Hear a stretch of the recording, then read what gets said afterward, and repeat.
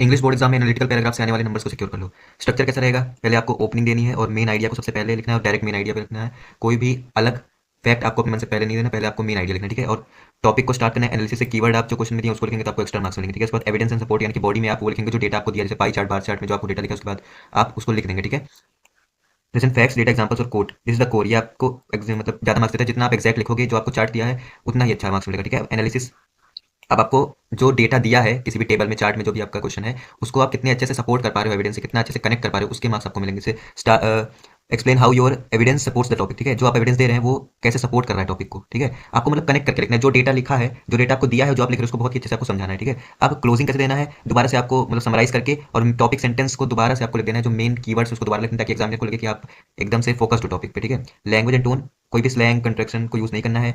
I you use objective language, आपको objective language use करनी है। और कुछ ट्रांजिशन वर्ड जैसे कि further more, consequently, in contrast, 10 इस टाइप के वर्ड्स को यूज करना है, ठीक है। सब्जेक्ट स्पेसिफिक टर्म्स यूज करने हैं, एक्यूरेट रहना है आपको। अब क्वेश्चन किस तरह से आते हैं, कभी कभी आपको अगर डेटा इंटरप्रेट मतलब चार्ट देंगे उससे डेटा इंटरप्रेट करो। कोई कोड या स्टेटमेंट को एनालाइज करने के लिए, कंपेयर करने के लिए, मान लीजिए दो टेबल दी उनको कंपेयर करके, और प्रोसेस या फिनोमिना को एक्सप्लेन करना रहेगा, ठीक है। अब वर्ड लिमिट 100 से 120 वर्ड यानी कि 10-12 लाइन, ठीक है। वन सिंगल पैराग्राफ, कोई भी लाइन नहीं छोड़नी है, 5 मार्क्स का होता है, ठीक है।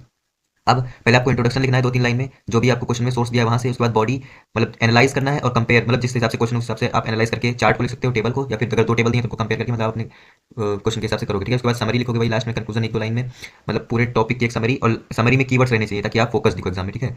उसके बाद आपको ये वाली जो लाइन है स्टार्ट में, आप हर जगह यूज कर सकते हो। The chart table given above describes the data given provides information about the graph. अब देखो चार्ट टेबल, चार्ट टेबल की जगह आप यहाँ पे जैसे पाई चार्ट, बार ग्राफ, जो भी आपको दिया है वो लिख सकते हो। ग्राफ में मतलब यहीं पे आप वो लिख सकते हो। उसके बाद सजेस्ट के बाद आप अपना पॉइंट लिख सकते हो, ठीक है। उसके बाद आप वोकैबुलरी ड्रॉप, डिक्रीज यूज करो, राइज, इंक्रीज, स्काईरॉकेट, जहाँ पे ज्यादा ग्रोथ दिखे उसको यूज करो, रिमेन, स्टेबल, अनचेंज्ड और फ्लक्चुएट, इन सब के आपको एक्स्ट्रा मार्क लिखते हैं अगर आप इन तरह के वर्ड्स को यूज कर सकते हो, ठीक है। अब जैसे 60% तो 2/3, over half, quarter, small fraction, majority, the biggest slice, ठीक है। मतलब इस तरह के वर्ड्स के आपको एक्स्ट्रा मार्क्स मिलेंगे।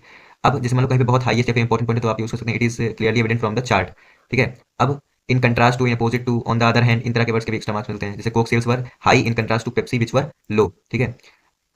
ऑप्शन ने जैसे दिया highest to lowest, major trends, और lowest to highest option B में दिया, ठीक है। तो आप कैसे लिखोगे इसको, वोकैबुलरी से एक ऑप्शन हो गया। Accounted for means made up that portion, जैसे कि teenagers accounted for 20% of the cell.